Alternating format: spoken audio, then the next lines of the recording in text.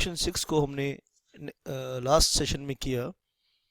आप मुझे ज़रूर फीडबैक देना बेटा अपना। आप में से जो बच्चे व्हाट्सएप ग्रुप में मेरे साथ अटैच्ड हैं, आप ज़रूर अपना फीडबैक देना।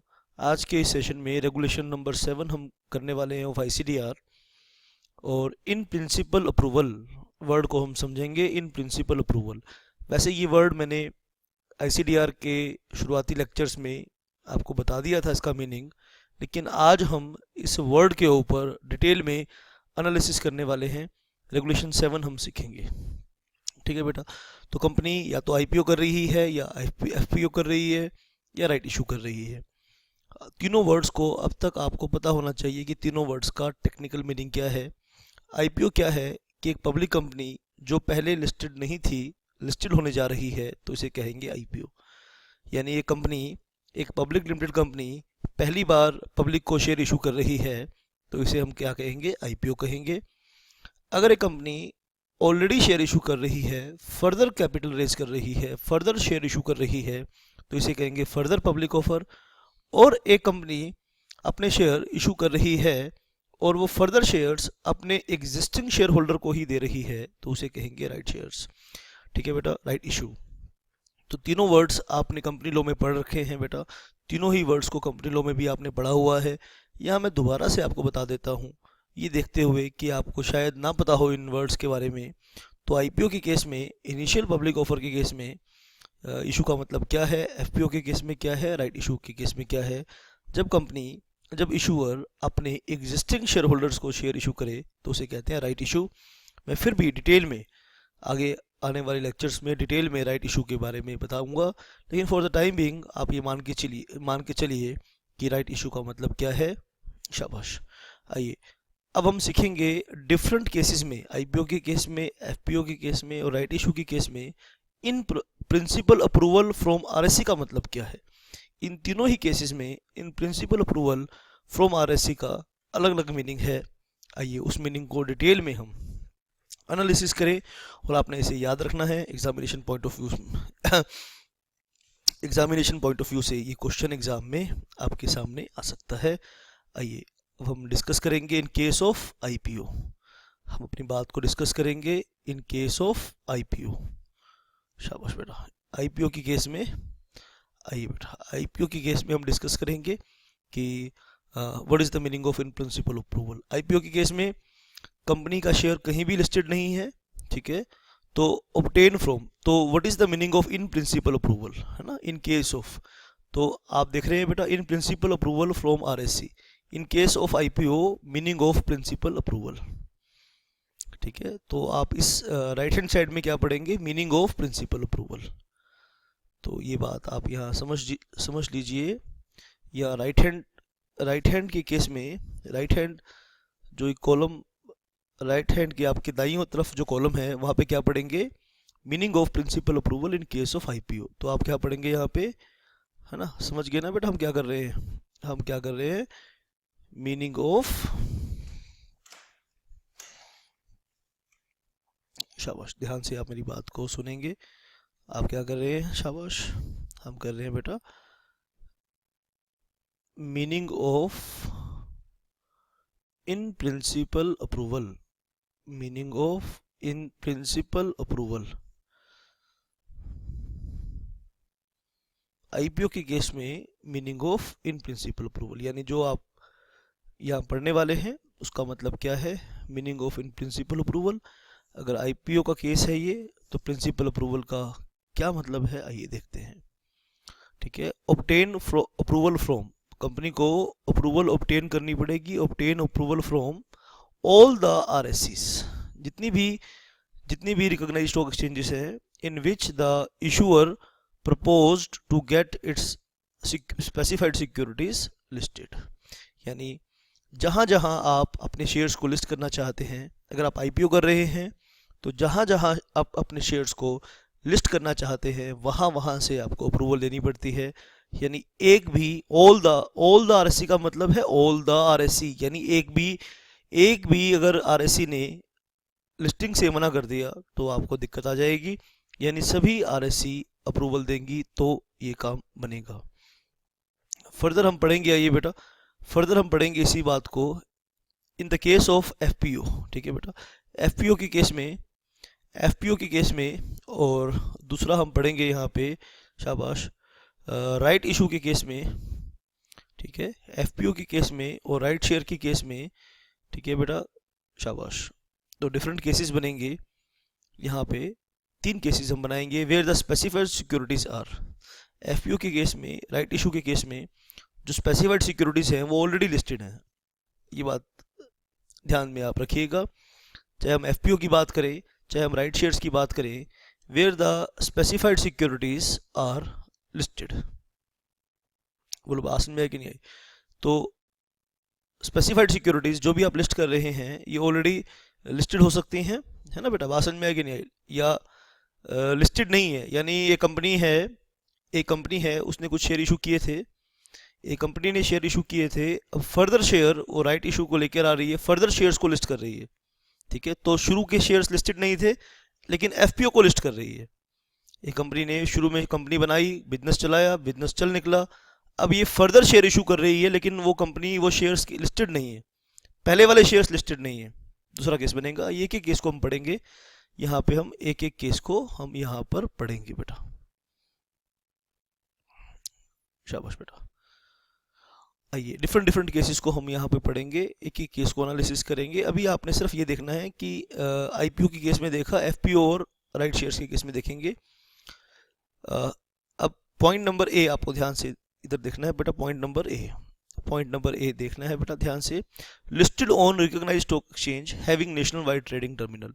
आपका existing shares in case of FPO, आप एफपीओ कर रहे हैं या आप राइट शेयर्स कर रहे हैं, और listed on recognised stock exchange having national wide trading terminal, और आपके शेयर्स क्या हैं, नेशन वाइड ट्रेडिंग टर्मिनल में ऑलरेडी लिस्टेड हैं, है ना? आप बात को ध्यान से इधर समझेंगे। Listed on RSC having nation wide trading terminal.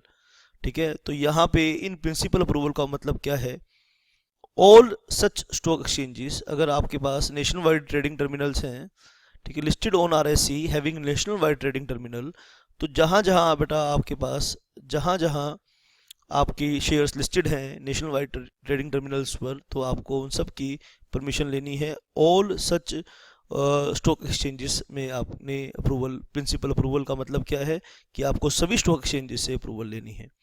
अब बी पॉइंट को हम बहुत ध्यान से देखेंगे। आइए बेटा, शाबाश, आप बात को ध्यान से समझिए, और अब हम बी पॉइंट को बहुत अच्छे से करेंगे। बी पॉइंट क्या कहता है, ध्यान से समझना बेटा। Not listed on RSC having national wide trading terminal. ठीक है बेटा, किसी एक, अभी फिलहाल की सूरत हाल ये है कि कंपनी लिस्टेड तो है लेकिन note listed on any RSC having national wide trading terminal. Company RSC पर लिस्टेड तो है लेकिन अभी वो ऐसी आरएससी पर लिस्टेड नहीं है जिसकी नेशन वाइड ट्रेडिंग टर्मिनल हो। तो बी पॉइंट में इन प्रिंसिपल अप्रूवल का मतलब ये है कि ऑल सच स्टॉक एक्सचेंजेस, उन सभी स्टॉक एक्सचेंजेस से परमिशन लेनी पड़ेगी in which the securities are propose to be listed. All such exchanges in which securities are propose to be listed. आपको उन सभी स्टॉक एक्सचेंजेस से शाबाश, all the stock exchanges in which the specified securities of the issuer are proposed to be get listed। आपने उन सभी stock exchanges से approval लेनी है, इन प्रिंसिपल अप्रूवल, शाबाश बेटा, लेनी है जहां आपकी शेयर्स, जहां आपकी शाबाश बेटा, नोट है listed on RSC having national wide trading terminal, all stock exchanges in which securities are propose to be listed. और आपने जहाँ जहाँ अपनी सिक्योरिटीज़ को लिस्ट करना है वहाँ से आपकी परमिशन आपकी होनी चाहिए। आइए बेटा, इसी सीरीज़ में एक लास्ट केस पढ़ेंगे। तीसरा केस क्या हो सकता है बेटा, लिस्टेड ऑन आरएससी, आपकी जो कंपनी है, आइए थर्ड पॉइंट पढ़ेंगे। Listed on RSC having nation wide trading terminal, as well as on the RSCs not having nation wide trading terminal. तो आइए बहुत ध्यान से आपने करना है, सी इसमें बहुत इंपॉर्टेंट है। आपकी stock exchange nation wide trading terminal पर भी लिस्टेड है और दूसरी स्टॉक एक्सचेंजेस पर भी, दूसरी रिकॉग्नाइज्ड स्टॉक एक्सचेंजेस पर भी लिस्टेड है। आपकी आपकी securities nation wide trading terminal, जिसका नेशन वाइड ट्रेडिंग टर्मिनल है, ऐसी आरएससी पर भी लिस्टेड है, और ऐसी आरएससी पर भी लिस्टेड है जिसकी नेशन वाइड ट्रेडिंग टर्मिनल नहीं है, listed on RSC having nationwide trading terminal as well as on the recognized stock exchanges not having nationwide trading terminals। तो ऐसे केस में इन प्रिंसिपल अप्रूवर का मतलब क्या है? All recognised stock exchanges having nation wide trading terminal. तो कोई एक सिचुएशन आपके पास आ सकती है, अगर आपके शेयर्स आपके शेयर्स 3 स्टॉक एक्सचेंज में लिस्टेड हैं, जिसमें जिसमें 2 के पास तो नेशन वाइड ट्रेडिंग टर्मिनल है, लेकिन तीसरे के पास रिकॉग्नाइज्ड स्टॉक एक्सचेंज तो है लेकिन उसका नेशन वाइड ट्रेडिंग टर्मिनल नहीं है। तो तीसरे केस में सी पॉइंट में इन प्रिंसिपल अप्रूवल का मतलब ये है कि आपको उन सभी रिकॉग्नाइज्ड स्टॉक एक्सचेंज से परमिशन लेनी है जिनके पास नेशन वाइड ट्रेडिंग टर्मिनल है। तो ये हमने रेगुलेशन 7 देखा। बहुत बारीकी से सी पॉइंट में कुछ डिफरेंस मिलेगा आपको राइट हैंड साइड पर, यहाँ सी पॉइंट में कुछ डिफरेंस मिलेगा राइट हैंड साइड पे। तो बहुत बारीकी से आपने एनालिसिस करना है और मुझे ज़रूर फीडबैक देना है कि रेगुलेशन 7 में आपको क्या समझ में आई। रेगुलेशन 7 पे जो भी डाउट हैं आप इसे पढ़कर मुझे व्हाट्सएप करेंगे और मैं आपके सभी डाउट्स को रिजॉल्व करूँगा एज अर्ली एज पॉसिबल। शाबाश बेटा। तो अब हम करेंगे क्या? रेगुलेशन 8। रेगुलेशन 6 कर ली है, रेगुलेशन 8 एक बहुत इंपॉर्टेंट रेगुलेशन है इस सीरीज़ का। आइए उसे भी हम एक बार एनालिसिस करेंगे कि रेगुलेशन 8 क्या कह रहा है। शाबाश बेटा। Regulation 8,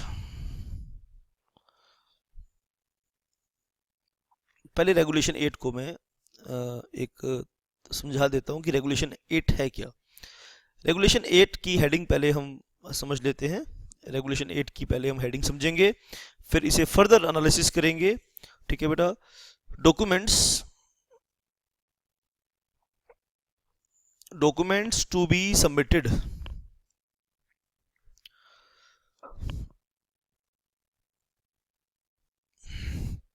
documents to be submitted. अब इशू के दौरान जो डॉक्यूमेंट सबमिट करने हैं इशूअर को, उन्हें हम 2 कैटेगरी में बांट सकते हैं। Documents to be submitted, regulation 8 क्या है कि किन किन डॉक्यूमेंट्स को सबमिट करना है, इशूअर किन किन डॉक्यूमेंट्स को सबमिट करेगा। हम इन डॉक्यूमेंट्स को 2 कैटेगरी में बांट देंगे, फिर बारी बारी से उन्हें सीखेंगे, फिर बारी बारी से उन्हें समझेंगे। नंबर 1 है डॉक्यूमेंट्स टू बी सबमिटेड। पहले हम पढ़ेंगे documents to be submitted.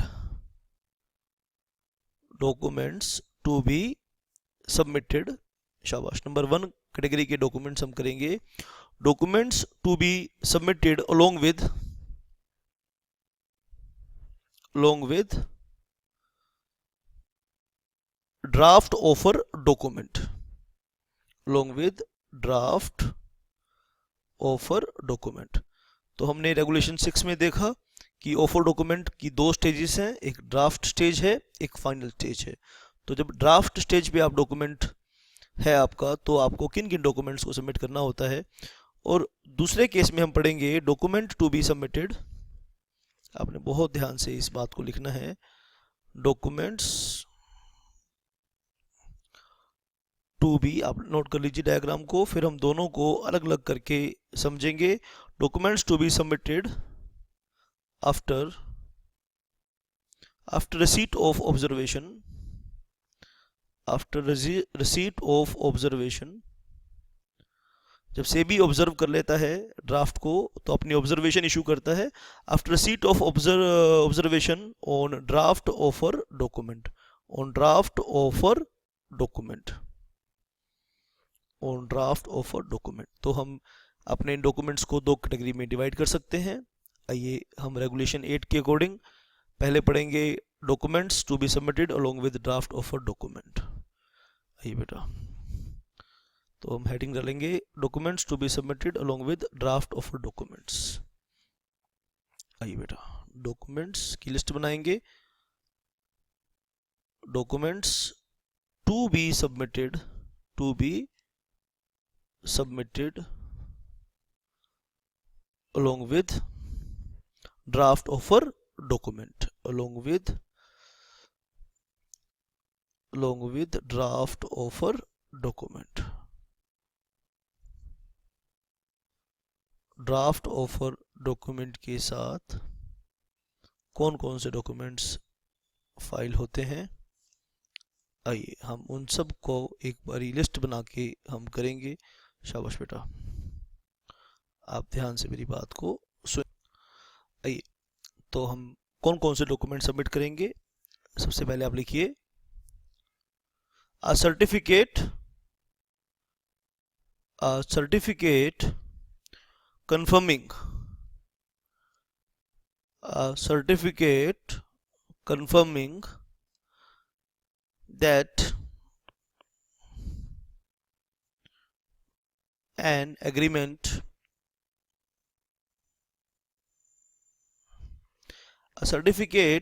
confirming that an agreement has been entered. Agreement has been entered into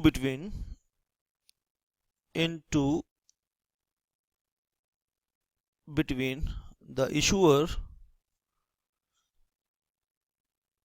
and lead merchant banker. Between issuer and the lead merchant banker, इस बात की आप एक agreement एक certificate देंगे कि लीड मर्चेंट बैंकर और issuer के बीच में एक एग्रीमेंट हो चुका है। ठीक है बेटा। सेकंड एक डॉक्यूमेंट आप फाइल करेंगे ड्यू डिलिजेंस सर्टिफिकेट एक फाइल करना होगा। ठीक है, और इसमें सर्टिफाई किया जाएगा कि आपने इशू करते वक्त सभी एक्ट को, जितने भी एक्ट्स एप्लीकेबल हैं, रूल्स एंड रेगुलेशंस को कंप्लायंस किया है। शेड्यूल 6 फॉर्म ए के अंदर आप अपना ड्यू डिलिजेंस सर्टिफिकेट फाइल करेंगे। शाबाश बेटा। हम डॉक्यूमेंट्स की लिस्ट बना रहे हैं कि किन किन डॉक्यूमेंट्स को you need to submit at the stage of draft offer document. In case, please write down third point, in case of an issue of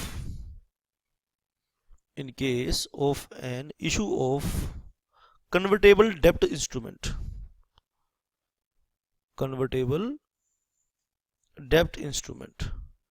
अगर आप convertible debt instrument इशू कर रहे हैं तो ध्यान रखना है आपने due diligence certificate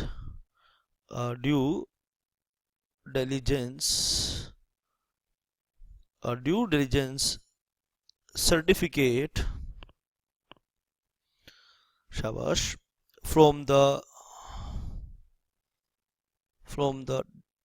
debenture trustee, और ये जो आप इसको देंगे तो शेड्यूल 6 फॉर्म बी, इसके लिए आप जो ड्यू डिलिजेंस सर्टिफिकेट देंगे तो शेड्यूल 6 और फॉर्म बी के अंदर आप इसे देंगे। शाबाश, ध्यान से, बहुत ही प्यार से आपने मेरी बात को सुनना है। नंबर तीसरा हमने थर्ड इसमें पढ़ा बेटा क्या क्या डॉक्यूमेंट्स आपको सबमिट करने हैं। एक और डॉक्यूमेंट सबमिट करना है कंप्लायंस सर्टिफिकेट कंफर्मिंग कंप्लायंस। अब आपने देख रहे हैं बेटा कुछ जनरल कंडीशंस आपने पढ़नी है इशू के साथ। कुछ जनरल कंडीशंस मैंने बताई, कुछ स्पेसिफिक कंडीशंस भी आपको बताऊंगा। तो जनरल कंडीशंस और स्पेशल कंडीशंस कुछ हैं तो जिन्हें इशूअर को कंप्लायंस करना पड़ता है। तो आपने वो कंप्लायंस कंडीशंस को कंप्लायंस किया है कि नहीं किया, ये बात अथॉरिटीज़ को कैसे पता चलेगी। आप इसके लिए कंप्लायंस सर्टिफिकेट देंगे। आप क्या देंगे जिसके लिए एक कंप्लायंस सर्टिफिकेट देंगे, a compliance certificate confirming compliance of the conditions. Please आप नोट डाउन कर लीजिए।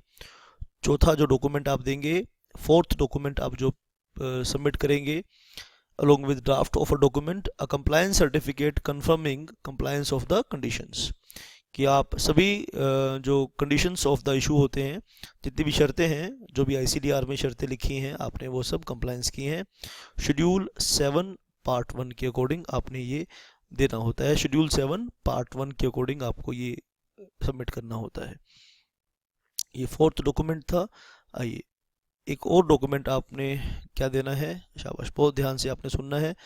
परमानेंट अकाउंट नंबर देना है, बैंक अकाउंट नंबर देना है of its promoters. Permanent account number, bank account number of its promoters, ठीक है। और इसमें एक चीज़ और मैं बताना चाहता हूँ, एंड पासपोर्ट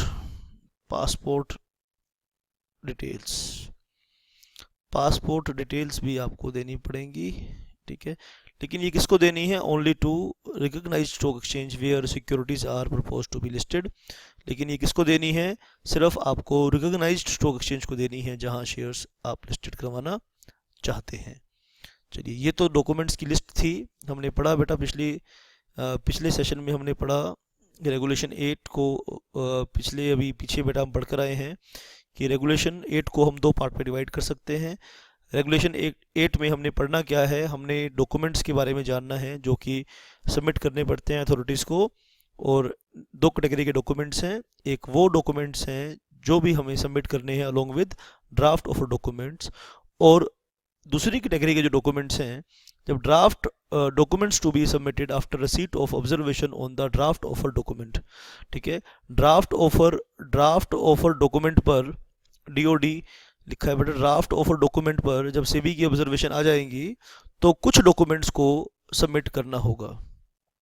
चलिए यहाँ हम हेडिंग डालेंगे डॉक्यूमेंट्स टू बी सबमिटेड, यहाँ हम हेडिंग डालेंगे documents to be submitted, documents to be submitted after receipt of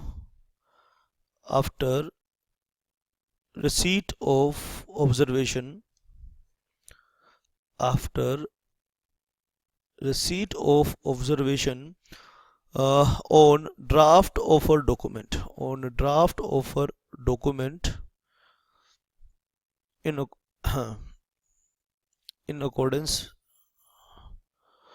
in accordance with regulation 6, यानी रेगुलेशन 6 में ये आपने पढ़ा था। आइए हम इनकी भी एक लिस्ट तैयार करेंगे। Documents to be submitted after receipt of observation on draft of document in accordance with regulation 6। चलिए तो रेगुलेशन 8 का ये दूसरा पार्ट है। शाबाश बेटा। आइए हम कुछ डॉक्यूमेंट्स की यहाँ लिस्ट बनाएंगे, जैसे हमने एक लिस्ट तैयार करी। आइए एक और तैयार करेंगे। नंबर 1 हम यहाँ पढ़ेंगे स्टेटमेंट। एक स्टेटमेंट हम करेंगे बेटा, फाइल करेंगे स्टेटमेंट सर्टिफाइंग दैट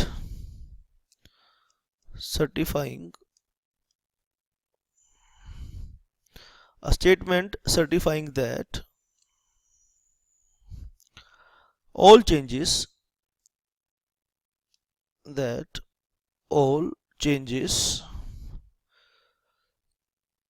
शाबाश suggestions, all changes suggestions, एक स्टेटमेंट फाइल करनी है, and observation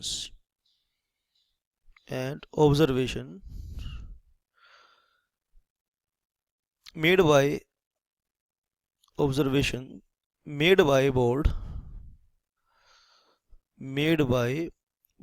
board here means SEBI, have been incorporated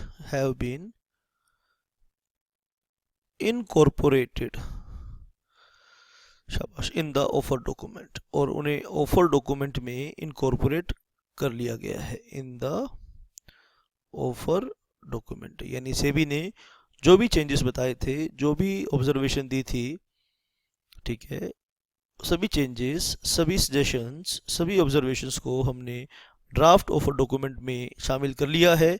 इसके लिए एक सर्टिफिकेट देना है, एक स्टेटमेंट फाइल करनी है। नंबर 2 अ ड्यू डिलीजेंस सर्टिफिकेट, फिर से एक ड्यू डिलीजेंस सर्टिफिकेट इशू करना है eight the time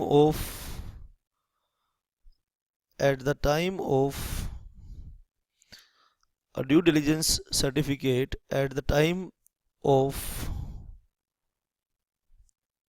registration of prospectus. Registration of prospectus with ROC, और एक ड्यू डिलीजेंस सर्टिफिकेट करना है। तो शेड्यूल 6 का फॉर्म सी होगा। आप इस फॉर्म के अंदर, शेड्यूल 6 फॉर्म सी के अंदर आप एक ड्यू डिलीजेंस फाइल करेंगे कि आपने अब तक के सारे लॉ, जितने भी एप्लीकेबल लॉज हैं, वो सब कंप्लायंस कर लिया है, कोई भी बाकी नहीं रहा। चलिए, और एक और डॉक्यूमेंट नंबर 3, थर्ड, आप सुनिए, copy of resolution. A copy of resolution, resolution की एक कॉपी फाइल करनी है, passed by the board of directors, passed by board of directors of the issuer, ठीक है। जो डायरेक्टर्स ने जो रिजोल्यूशन पास किया था, issuers for allotting specified securities, allotting specified securities to promoters towards amount received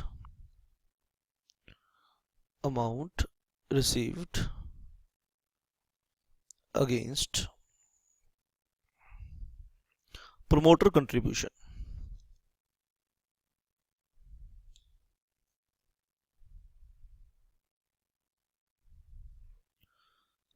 Promoter contribution before opening of the issue. Before opening of the issue. शाबाश बेटा। Third document, a copy of resolution, ठीक है, ध्यान से, बहुत ध्यान से आपने फाइल करना है। एक उस रेजोल्यूशन की एक कॉपी फाइल करनी है जो आपने बोर्ड मीटिंग में, board of directors of the issuer, यानी जो इशूअर के डायरेक्टर्स ने रेजोल्यूशन पास किया था, for allotting specified securities to promoters towards amount received against promoter contribution before opening of the issue. तो आपको ये बात आगे जाके पता चलेगी, जो इशू का एक हिस्सा, इशू का एक पार्ट प्रमोटर्स को कंट्रीब्यूट करना पड़ता है, यानी इशू का एक पार्ट ऐसा होता है जो प्रमोटर्स को कंट्रीब्यूट करेंगे, और एक पार्ट ऐसा है जो पब्लिक को इशू करेंगे। वो डिटेल में हम उसकी चर्चा आने वाले सेशन में करेंगे। अब जो प्रमोटर का कंट्रीब्यूशन है वो इशू ओपन होने से पहले आ जाना चाहिए, और उन्हें अलॉटमेंट के लिए बोर्ड रेजोल्यूशन चाहिए होता है कि आपने जो बोर्ड रेजोल्यूशन पास किया था कि प्रमोटर से जो पैसा आ चुका है और उन्हें शेयर्स अलॉट करने हैं, और in the category promoter contribution, तो उसकी एक रेजोल्यूशन की एक कॉपी आपको प्रोवाइड करानी है। शाबाश। और ये हम डॉक्यूमेंट्स पढ़ रहे हैं जो आपको सबमिट करने हैं। शाबाश बेटा। और इस कैटेगरी का हम 4th डॉक्यूमेंट देखेंगे जो फाइल करना है आपको रेगुलेशन 8 के अकॉर्डिंग। तो क्या है ये, आइए हम इसे समझेंगे। अ सर्टिफिकेट फ्रॉम चार्टर्ड अकाउंटेंट, एक सीए से एक सर्टिफिकेट लेना है before opening of the issue को ओपन से पहले सीए से एक सर्टिफिकेट लेंगे। सीए साहब क्या सर्टिफिकेट देंगे हमें? सर्टिफाइंग करेंगे that promoters contribution has been received, that promoter contribution has been received. आप नोट करेंगे साथ साथ बेटा, a certificate from chartered accountant before opening of the issue, a certificate from chartered accountant before opening of the issue certifying that promoter contribution has been received, certifying that promoter contribution has been received in accordance with these regulations accompanying, और साथ में in accordance with these regulations, regulation तक आप लिख लीजिए, शाबाश, regulations तक लिख लीजिए, फिर हम आगे बढ़ते हैं।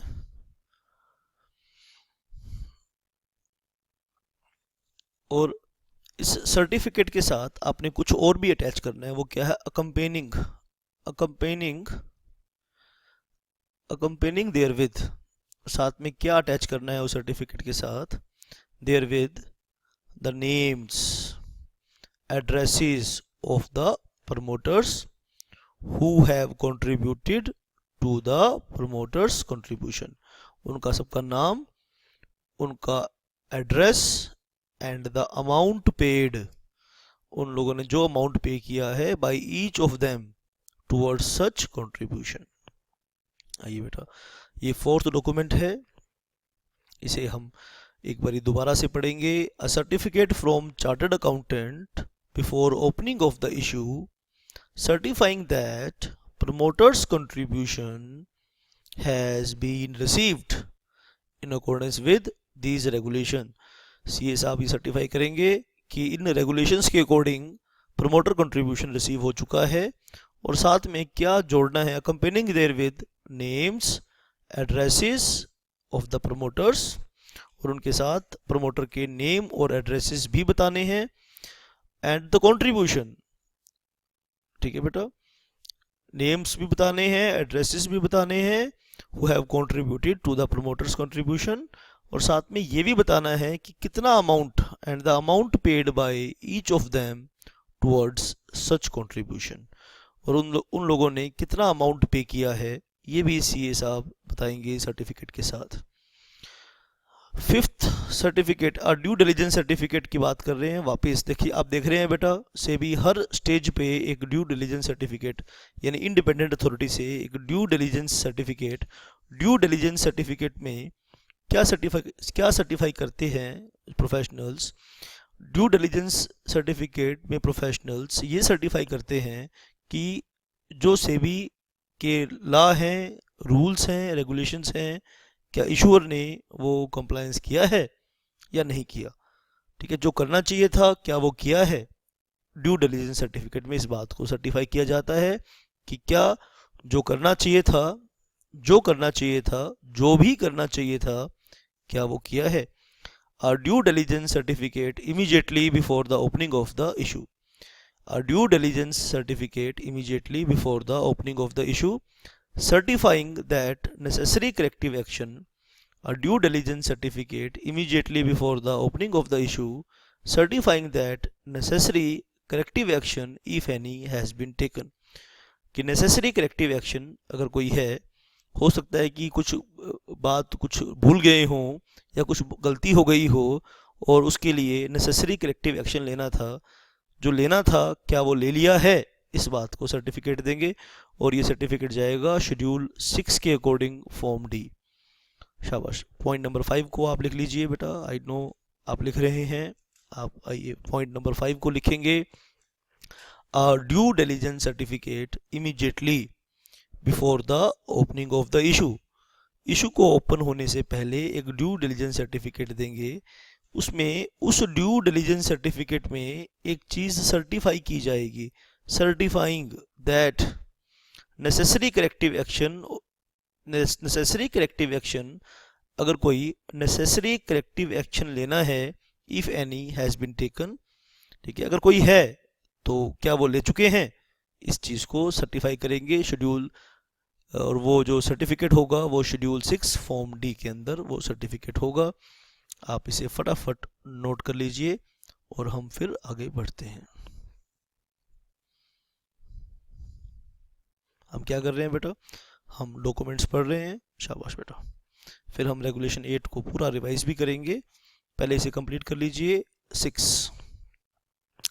6 में हमने क्या पढ़ा बेटा, a due diligence certificate after the issue has been opened but before it closes for subscription. ठीक है बेटा, इशू ओपन हुआ, ठीक है, और इशू क्लोज हुआ, इशू ओपन हुआ और इशू क्लोज हुआ, ठीक है। और ड्यूरिंग इशू, ठीक है बेटा, शाबाश, ड्यूरिंग इशू। अब यहां भी कुछ एक्टिविटीज होती हैं ड्यूरिंग इशू, तो यहां भी एक्टिविटीज होती हैं और ये एक्टिविटीज भी कौन रेगुलेट करता है? लॉ रेगुलेट करता है। तो यहां पे लॉ का कंप्लायंस हुआ है कि नहीं हुआ है, ये भी आपने बताना है। A due diligence certificate after the issue has been opened but before it closes for subscription, ठीक है बेटा। तो ये 6 तरह के डॉक्यूमेंट्स हमने पढ़े, ये 6 तरह के डॉक्यूमेंट्स हमें अच्छे से करने हैं, ठीक है। और इसमें कोई भी आपको डाउट है तो मुझसे आपने पूछना है। हाँ, एक चीज़ और भूल गया, शेड्यूल 6 फॉर्म ई, शेड्यूल 6 फॉर्म ई यहाँ एप्लीकेबल होगा इस ड्यू डिलिजेंस सर्टिफिकेट के लिए। आइए आगे बढ़ने से पहले वेबसाइट होस्टिंग की बात करेंगे, रेगुलेशन 9 की बात करेंगे आज के सेशन में।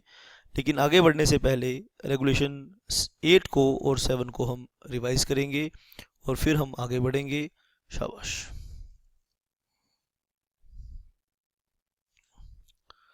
रेगुलेशन 7 से आज की क्लास हमने शुरू करी थी और रेगुलेशन 7 में हमने इन प्रिंसिपल अप्रूवल का मतलब देखा था।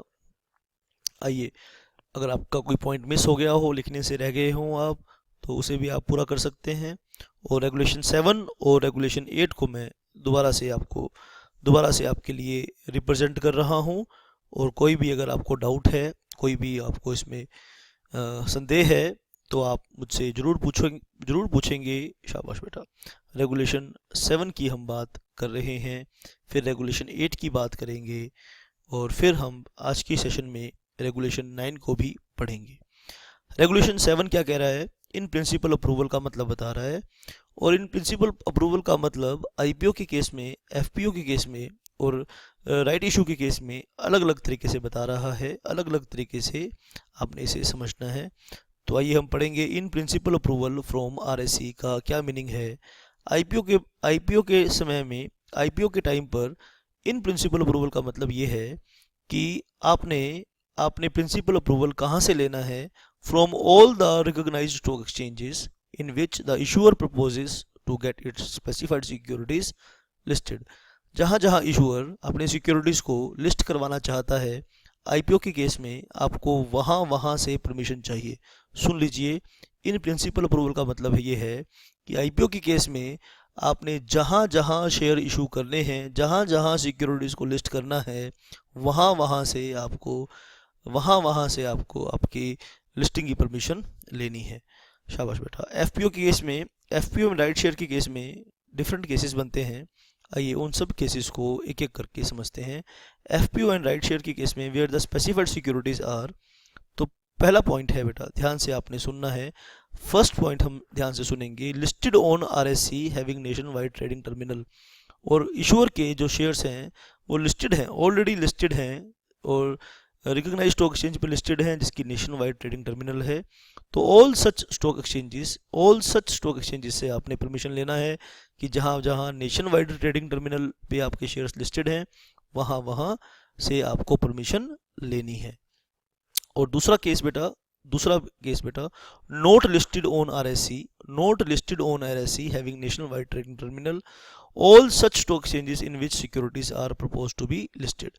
तो अगर आपका शेयर लिस्टेड तो है लेकिन रिकॉग्नाइज्ड स्टॉक एक्सचेंज पे लिस्टेड नहीं है, तो वहाँ लिस्टेड तो है, ठीक है, लिस्टेड तो है लेकिन रिकॉग्नाइज्ड स्टॉक एक्सचेंज पे लिस्टेड नहीं है।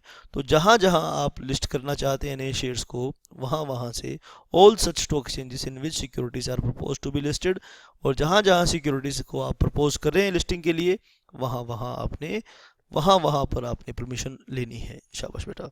और इसका हमने सी पॉइंट पढ़ा, एक और पॉइंट पढ़ा, listed on RSC having nation wide trading terminal as well as on the recognised stock exchanges not having nation wide trading terminal.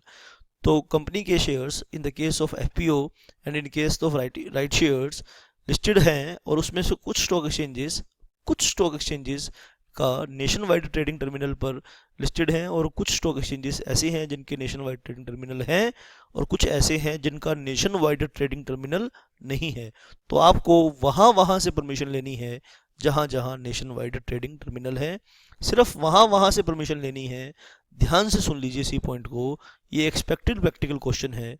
ये सी पॉइंट आपको 4 नंबर एग्जाम में दिला देगा कि स्टॉक एक्सचेंजेस, ठीक है, कुछ ऐसी स्टॉक जगह भी लिस्टेड है जिसकी नेशन वाइड ट्रेडिंग टर्मिनल है, और कुछ ऐसी जगह पे लिस्टेड है जहां नेशन वाइड ट्रेडिंग टर्मिनल नहीं है। कई जगह है, कई जगह नहीं है। तो आपको कहाँ से अप्रूवल लेनी है, आपको हर एक उस जगह से परमिशन लेनी है। All recognised stock exchanges having nation wide trading terminals, तो वहाँ से परमिशन लेनी है जहाँ जहाँ पे नेशन वाइड ट्रेडिंग टर्मिनल्स हैं। शाबाश बेटा। रेगुलेशन 8 की हम बात करेंगे, रेगुलेशन 7 था। आइए अब हम रेगुलेशन 8 की भी बात करेंगे जो हम ऑलरेडी कर चुके हैं। रेगुलेशन 8 में हमने डॉक्यूमेंट्स पढ़ने हैं, और इन डॉक्यूमेंट्स को हम 2 कैटेगरी में डिवाइड कर रहे हैं, 2 कैटेगरी में क्लासीफाई कर रहे हैं। पहले हम उन डॉक्यूमेंट्स को पढ़ेंगे to be submitted along with draft offer document. आपने जो डॉक्यूमेंट सबमिट करने हैं along with documents to be submitted along with draft offer document. और जो दूसरी कैटेगरी के डॉक्यूमेंट हैं, आप ध्यान से मेरी बात को सुनना, documents to be submitted after receipt of observation on draft offer document from SEBI. तो सेबी से आपको ऑब्जर्वेशन रिसीट हो चुकी है, और सेबी से ऑब्जर्वेशन रिसीट होने के बाद आप ड्राफ्ट ऑफर डॉक्यूमेंट पर सेबी की ऑब्जर्वेशन रिसीट हो चुकी है, और उस ऑब्जर्वेशन रिसीट होने के बाद आपको कुछ डॉक्यूमेंट्स फाइल करने हैं। आइए हम उनको ध्यान से करेंगे। Documents to be submitted along with draft offer document. शाबाश बेटा। इसमें हमने डिफरेंट कैटेगरीज के डॉक्यूमेंट्स पढ़ने हैं। आइए हम फर्स्ट कैटेगरी के डॉक्यूमेंट्स को यहाँ पर हम स्टडी करेंगे बेटा। शाबाश बेटा। फर्स्ट कैटेगरी के डॉक्यूमेंट्स को यहाँ पर हम स्टडी करेंगे। पहला है a certificate confirming that an agreement has been entered into between the issuer and the lead merchant banker. इस चीज़ का एक सर्टिफिकेट हम फाइल करेंगे कि इशूअर और लीड मर्चेंट बैंकर के बीच में एग्रीमेंट हो चुका है। और दूसरा है ड्यू डिलिजेंस सर्टिफिकेट। दूसरा क्या है, एक ड्यू डिलिजेंस सर्टिफिकेट हम करेंगे शेड्यूल 6 फॉर्म ए के अंदर। ठीक है, एक ड्यू डिलिजेंस सर्टिफिकेट फाइल करेंगे कि यहाँ तक की सभी रूल्स, सभी कंडीशंस आपने पूरी कर ली हैं। ठीक है बेटा, due diligence certificate schedule 6 form A के अंदर आप यहाँ सबमिट करेंगे। तीसरा, in case of an issuer of convertible डेब्ट इंस्ट्रूमेंट, अगर in case of issue of convertible डेब्ट इंस्ट्रूमेंट, इशूअर ने कन्वर्टेबल डेब्ट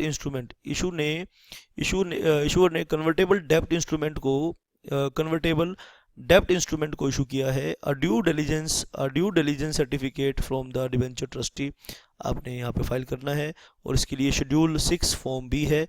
इसके लिए क्या है बेटा, शेड्यूल 6 फॉर्म बी।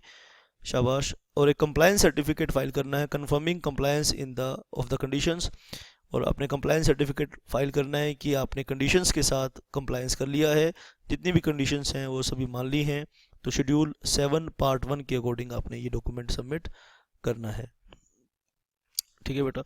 और इसके अलावा नंबर 5 है परमानेंट अकाउंट नंबर देना है, पासपोर्ट डिटेल्स देनी है, बैंक अकाउंट नंबर देना है। प्रमोटर्स का किसको देने हैं, सिर्फ उनको देने हैं, रिकॉग्नाइज्ड स्टॉक एक्सचेंजेस को देने हैं जहाँ पे आप सिक्योरिटीज़ को लिस्ट करने वाले हैं। और दूसरी कैटेगरी के जो डॉक्यूमेंट्स हैं, to be submitted after receipt of observation on draft of a document in accordance with regulation 6। Regulation 6 के अकॉर्डिंग आपको ऑब्जर्वेशन मिल चुकी है ड्राफ्ट ऑफ अ डॉक्यूमेंट पर, और आपने इन सभी डॉक्यूमेंट्स को फाइल करना है। इन्हें हम ऑलरेडी डिस्कस कर चुके हैं आपसे। आइए एक बार फटाफट रिवाइज कर लेंगे यानी बेटा। A statement certifying that all the changes, suggestions and observation made by the board have been incorporated in the draft of offer document। जो फाइनल ऑफर डॉक्यूमेंट है उसमें सभी चेंजेस को, सभी ऑब्जर्वेशन को इनकॉर्पोरेट कर लिया है जो सेबी ने ड्राफ्ट ऑफर डॉक्यूमेंट में सजेस्ट किए थे। A due diligence certificate at the time of registration of prospectus with ROC. जब प्रोस्पेक्टस को आरओसी के साथ फाइल किया जाएगा तो शेड्यूल 6 के अकॉर्डिंग फॉर्म सी एक ड्यू डिलिजेंस सर्टिफिकेट यहाँ तो वापस सबमिट करना पड़ेगा बेटा। ठीक है, तो ये दूसरी बात थी, शाबाश। और आइए अब हम थर्ड पॉइंट इसमें करेंगे, थर्ड डॉक्यूमेंट जो सबमिट करेंगे, a copy of resolution passed by the board of directors of the issuer for allotting specified securities to promoters towards the amount received against promoter contribution before opening of the issue। Issue के open होने से पहले एक board resolution जो allotment of securities की बात करेगा, board resolution जो अलॉटमेंट ऑफ सिक्योरिटीज़ की बात करेगा प्रमोटर्स को उनके प्रमोटर कंट्रीब्यूशन के अगेंस्ट, उसकी रेजोल्यूशन की कॉपी एक आपने सबमिट करनी है। और एक फोर्थ डॉक्यूमेंट है सर्टिफिकेट फ्रॉम चार्टर्ड अकाउंटेंट, एक चार्टर्ड अकाउंटेंट से सर्टिफिकेट देना पड़ेगा before the opening of the issue, certifying that promoter contribution has been received in accordance with the regulations. Regulation के अकॉर्डिंग प्रमोटर का कंट्रीब्यूशन रिसीव हो चुका है और उनके साथ उनका नेम बताने हैं, एड्रेस बताना है और कितना अमाउंट हर उसने प्रमोटर ने कंट्रीब्यूट किया ये बताना।